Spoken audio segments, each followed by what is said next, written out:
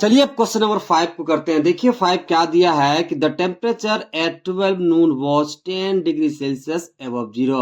दोपहर 12 बजे तापमान शून्य से 10 डिग्री ऊपर था। If it decreases eight the rate of 2 degree Celsius per hour until midnight. यदि मिडनाइट तक तापमान 2 डिग्री सेल्सियस प्रति घंटे की दर से कम होता है, at what time would the temperature be 8 degree Celsius below zero. तो पहला सवाल हमें ये बताना है तो किस समय तापमान शून्य से 8 डिग्री सेल्सियस नीचे होगा। दूसरा सवाल देखिए, what would be the temperature at midnight, और हमें यह भी बताना है कि मिडनाइट को तापमान क्या होगा। तो जरा समझिएगा कि क्वेश्चन में क्या क्या दिया है। देखिए क्वेश्चन में पहला दिया है कि दोपहर के 12 बजे तापमान क्या था बताइए, 0 से 10 डिग्री एबव था। ओके, और प्रति घंटे तापमान कितना कम हो रहा है, तो 2 डिग्री सेल्सियस प्रति घंटे कम हो रहा है। ओके, तो पहला हमें यह बताना है कि किस टाइम तापमान 0 से 8 डिग्री सेल्सियस नीचे होगा, और दूसरा हमें यह बताना है कि मिडनाइट को तापमान क्या होगा। तो देखिए क्वेश्चन में क्या दे रखा है बताइए, टेम्परेचर एट 12 पीएम, ये कितना दिया बताइए, 0 से 10 डिग्री एबव, तो उसे हम क्या लिखेंगे, प्लस 10 डिग्री सेल्सियस। ओके, इसे आप सिंपली लिखोगे 10 डिग्री सेल्सियस। ओके, आगे देखिए टेम्परेचर डिक्रीजिंग रेट कितना दे रखा है बताइए, टेम्परेचर घटने का दर कितना दिया है, तो 2 डिग्री सेल्सियस प्रति घंटे। ओके, तब हम क्या करते हैं, देखिए दोपहर के 12 बजे से लेकर के रात के 12 बजे तक का हम टेम्परेचर निकालते हैं, फिर हम आसानी से इन दोनों सवालों का क्या जवाब दे पाएंगे। ओके, तो चलिए निकालते हैं। तो देखिए हम चार्ट बना करके रखे हैं, ठीक है। इस चार्ट के हेल्प से दोपहर के 12 बजे से लेकर के रात के 12 बजे तक का टेम्परेचर निकालते हैं। तो देखिए क्वेश्चन में कितना दिया है बताइए, क्योंकि टेम्परेचर एट 12 पीएम नून यानी कि दोपहर के 12 बजे तापमान कितना दिया बताइए, 10 डिग्री सेल्सियस। अब यहाँ समझिएगा कि प्रति घंटे तापमान कितना कम होता है, तो 2 डिग्री सेल्सियस प्रति घंटे कम होता है। तो देखिए जब हम 1 बजे का निकालेंगे, ठीक है, 1 पीएम का निकालेंगे, तो देखिए 1 घंटा का हम निकाल रहे हैं, 12 से कितना 1 तक का निकाल रहे हैं, तो कितना डिग्री कम होगा, 2 डिग्री कम होगा। तो देखिए पहले तापमान कितना था बताइए, 10 डिग्री सेल्सियस। अब हम 1 घंटे का निकाल रहे हैं, तो 1 घंटे में कितना कम होता है, तो 2 डिग्री सेल्सियस। तो इसमें से कितना माइनस कर दोगे, 2 डिग्री सेल्सियस माइनस कर दोगे, तो आपका कितना निकल जाएगा बताइए, 8 डिग्री सेल्सियस। फिर आप 2 बजे का निकालोगे, तो इसमें कितना माइनस करोगे, 2 डिग्री सेल्सियस, तो फिर माइनस कर देते हैं, तो 8 degree Celsius minus 2 degree Celsius, तो आपका कितना निकल जाएगा बताइए, 6 डिग्री सेल्सियस। फिर आप 3 पीएम का निकालोगे, तो इसमें फिर माइनस करोगे 2 डिग्री सेल्सियस। ओके, तो ये कितना हो जाएगा बताइए, 6 degree Celsius minus 2 degree Celsius, तो आपको कितना निकल के आ जाएगा बताइए, 4 डिग्री सेल्सियस। इसी तरह से जब आप 4 पीएम का निकालोगे, तो 4 डिग्री सेल्सियस में से कितना माइनस करोगे, 2 डिग्री सेल्सियस, तो आपको कितना निकल जाएगा, 2 डिग्री सेल्सियस। फिर 5 पीएम का निकालोगे, तो 2 डिग्री सेल्सियस में फिर माइनस करोगे 2 डिग्री सेल्सियस, तो आपको कितना निकल जाएगा, 0 डिग्री सेल्सियस। फिर 6 पीएम का निकालोगे, तो 0 डिग्री सेल्सियस में माइनस करोगे 2 डिग्री सेल्सियस, तो आपको कितना निकल के आएगा बताइए, माइनस 2 डिग्री सेल्सियस। फिर 7 पीएम का निकालोगे, तो माइनस 2 डिग्री सेल्सियस में से माइनस करोगे 2 डिग्री सेल्सियस, तो आपको कितना निकल के आएगा बताइए, माइनस 4 डिग्री सेल्सियस। ओके, फिर 8 पीएम का आप निकालोगे, तो माइनस 4 डिग्री सेल्सियस में से 2 डिग्री सेल्सियस माइनस कर दोगे, तो कितना निकल के आ जाएगा, माइनस 6 डिग्री सेल्सियस। फिर 9 पीएम का आप निकालोगे, तो कितना होगा, माइनस 6 डिग्री सेल्सियस में से माइनस कर दोगे आप 2 डिग्री सेल्सियस, तो आपको कितना मिल जाएगा, माइनस 8 डिग्री सेल्सियस। तो आप देख सकते हैं, देखिए 0 से बिलो 8 डिग्री सेल्सियस कितना टाइम में आया है बताइए, तो 9 पीएम में। कितना टाइम में आया बताइए, 9 पीएम में। तो पहला सवाल था उसका उत्तर क्या मिला कि 0 से 8 डिग्री सेल्सियस नीचे तापमान कितना टाइम में होगा, तो 9 पीएम में होगा। ओके, अब निकाल लेते हैं मिडनाइट तक का टेम्परेचर। अब जब आप 10 पीएम का निकालोगे, तो इसमें आप फिर माइनस करोगे 2 डिग्री सेल्सियस, तो ये कितना होगा, माइनस 8 डिग्री सेल्सियस। ठीक है, इसमें माइनस करोगे 2 डिग्री सेल्सियस, तो आपको कितना मिलेगा, माइनस 10 डिग्री सेल्सियस। फिर 11 पीएम का आप निकालोगे, तो माइनस 10 डिग्री सेल्सियस में से माइनस करोगे 2 डिग्री सेल्सियस, तो आपको कितना मिल जाएगा, 12 डिग्री सेल्सियस माइनस में। ओके, फिर 12 पीएम का निकालोगे मिडनाइट का, तो ये कितना होगा, माइनस 12 डिग्री सेल्सियस में से माइनस कर दोगे 2 डिग्री सेल्सियस, तो आपको कितना मिल जाएगा, माइनस 14 डिग्री सेल्सियस। तो देखिए मिडनाइट को तापमान कितना आ रहा है बताइए, माइनस 14 डिग्री सेल्सियस। और 0 से 8 डिग्री नीचे कितना बजे तापमान हो रहा है, तो 9 में हो रहा है। ओके, तो क्या लिख दोगे, देखिए पहले लिखोगे पहला सवाल का उत्तर, तो क्या लिखोगे, there four at 9 p.m. the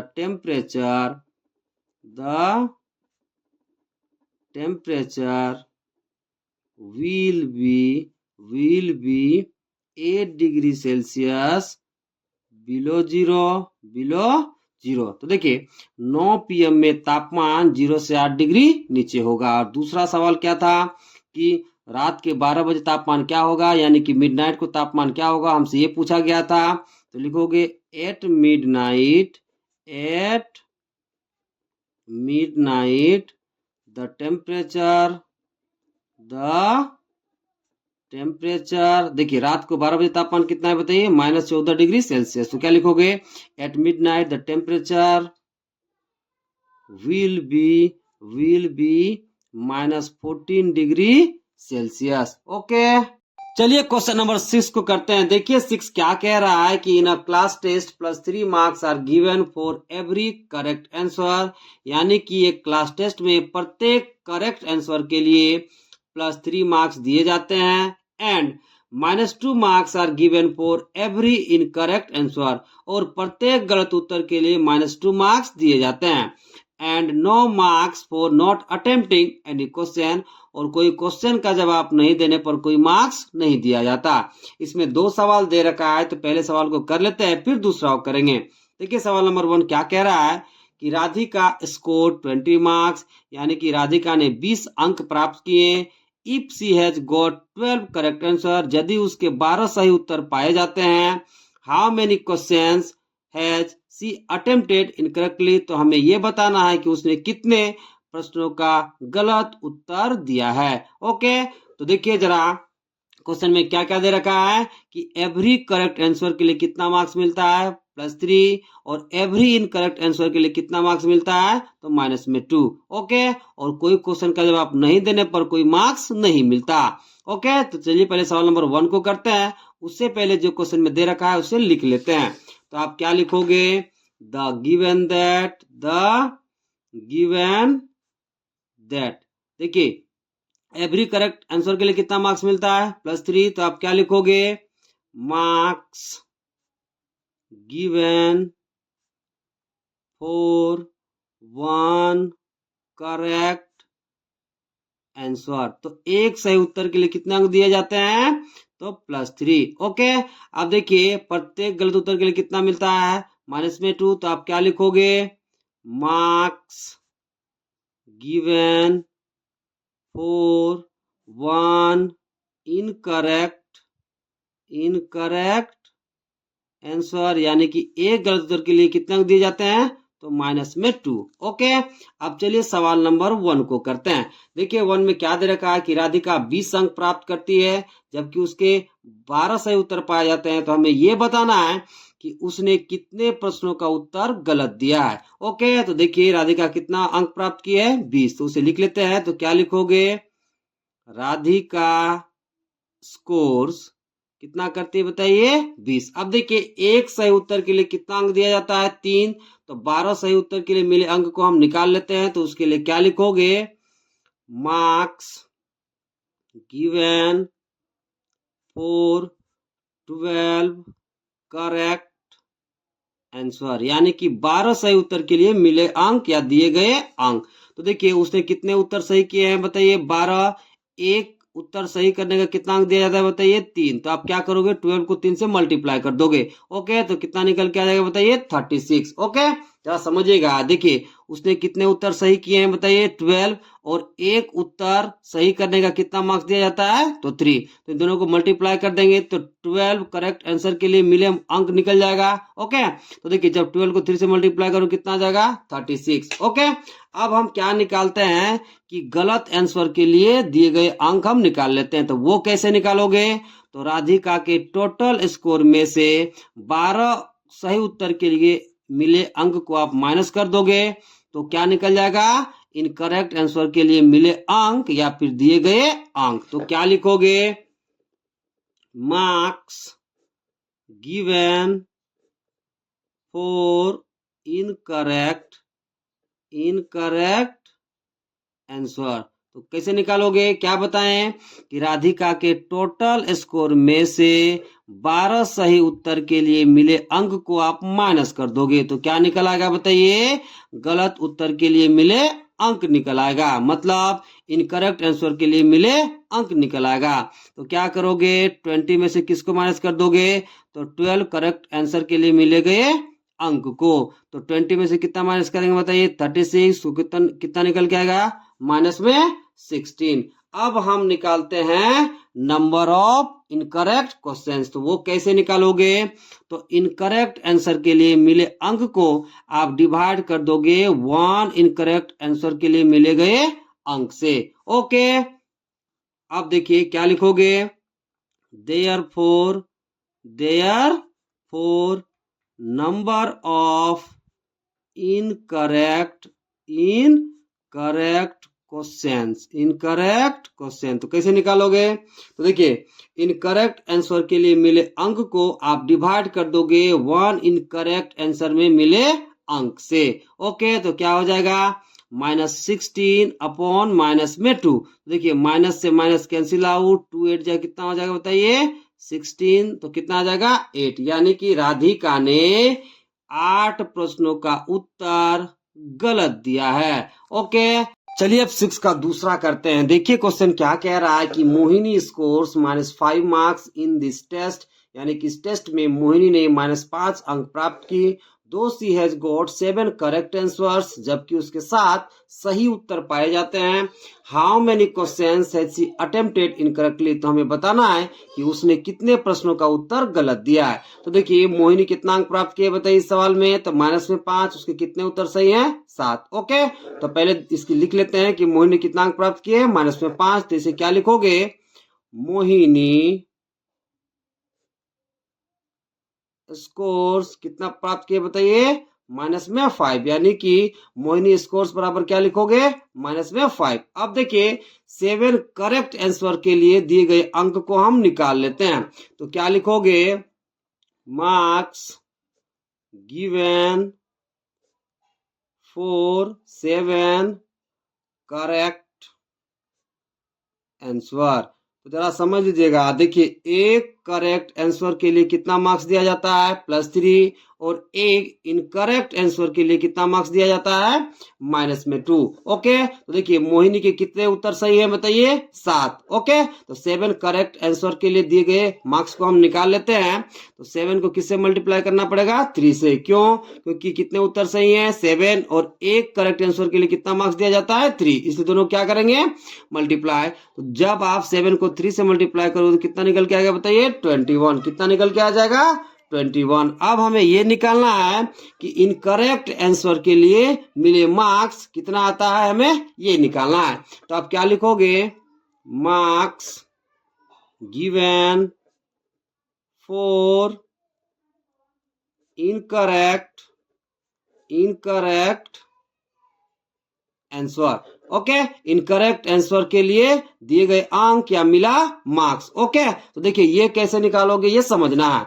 देखिए इनकरेक्ट आंसर के लिए दिए गए मार्क्स को निकालने के लिए आप क्या करोगे, मोहिनी के टोटल स्कोर में से आप माइनस कर दोगे 7 करेक्ट आंसर के लिए मिले मार्क्स को। ओके, तो आपका क्या निकल के आ जाएगा, इनकरेक्ट आंसर के लिए दिया गया अंक या मिला मार्क्स। ओके, तो -5 में किसको माइनस करोगे, तो 21 को। ओके, तो कितना हो जाएगा, -21। ओके, अब -5 और -21 आपस में ऐड होकर कितना हो जाएगा बताइए, -26। अब हम क्या निकालेंगे, तो नंबर ऑफ इनकरेक्ट क्वेश्चंस निकालेंगे। तो क्या लिखोगे, therefore number of incorrect questions. Okay, तो ये कैसे निकालोगे समझिएगा। जब आप इनकरेक्ट आंसर्स के लिए मिले मार्क्स को आप डिवाइड कर दोगे 1 इनकरेक्ट आंसर के लिए मिले मार्क्स से, तो क्या निकल के आ जाएगा बताइए, नंबर ऑफ इनकरेक्ट क्वेश्चन निकल के आ जाएगा। ओके, तो क्या होगा बताइए, -26 अपॉन कितना हो जाएगा बताइए, -2। ये क्या है बताइए, तो इनकरेक्ट आंसर्स के लिए मिला मार्क्स, और -2 क्या है बताइए, 1 इनकरेक्ट आंसर्स के लिए दिए गए मार्क्स। ओके, तो देखिए माइनस से माइनस कैंसिल आउट। अब देखिए 2 13 जा कितना हो जाएगा बताइए, 26। तो आपका कितना आ गया, 13। यानी कि मोहिनी ने कितने प्रश्नों का उत्तर गलत दिया है बताइए, तो 13 प्रश्नों का उत्तर गलत दिया है। इसलिए क्या लिखोगे, 10 Mohini has attempted 13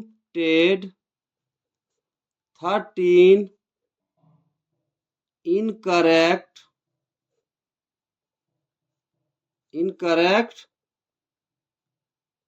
answer. Okay, चलिए क्वेश्चन नंबर 7 को करते हैं। देखिए सवाल क्या कह रहा है कि an elevator descends into a mine shaft at the rate of 6 metre per minute, यानी कि एक एलिवेटर या लिफ्ट 6 मीटर पर मिनट की दर से माइन शेफ्ट से नीचे उतरती है। If the descends start from 10 metre above the ground level, यदि वह ग्राउंड लेवल से 10 मीटर ऊपर से नीचे उतरना शुरू करती है, how long will it take to reach -350 metre, तो उसे -350 मीटर तक पहुंचने में कितना समय लगेगा, ये हमें बताना है। तो देखिए इसे हम मान लेते हैं ग्राउंड लेवल। ओके, इसे इंडिकेट करते हैं बताइए 0 से, या डेनोट करते हैं 0 से। अब देखिए ग्राउंड लेवल से ऊपर को हम लिखते हैं पॉजिटिव में। तो देखिए अभी एलिवेटर ग्राउंड लेवल से कितना ऊपर में बताइए, +10 मीटर। इसे आप सिंपली लिखोगे 10 मीटर। अब देखिए ग्राउंड लेवल से ऊपर वाले को हम पॉजिटिव में डिनोट करते हैं, ओके, और ग्राउंड लेवल से नीचे वाले को हम डिनोट करते हैं नेगेटिव से। अब जरा समझिएगा, देखिए एलिवेटर को ग्राउंड लेवल से 10 मीटर ऊपर से उतरना है, और कहां तक पहुंचना है बताइए, -350 मीटर तक। तो हमें यह बताना है कि ग्राउंड लेवल से एलिवेटर को 10 मीटर ऊपर से -350 मीटर तक पहुंचने में कितना टाइम लगेगा। ओके, तो इसके लिए सबसे पहले देखिए क्वेश्चन में क्या क्या दे रखा है बताइए। इनिशियल पोजीशन कितना दिया है, 10 मीटर। फाइनल पोजीशन कितना है बताइए, -350 मीटर। ओके, और देखिए रेट कितना दे रखा है बताइए, 6 मीटर पर मिनट। तो इसे पहले लिख लेते हैं। तो क्या लिखोगे, द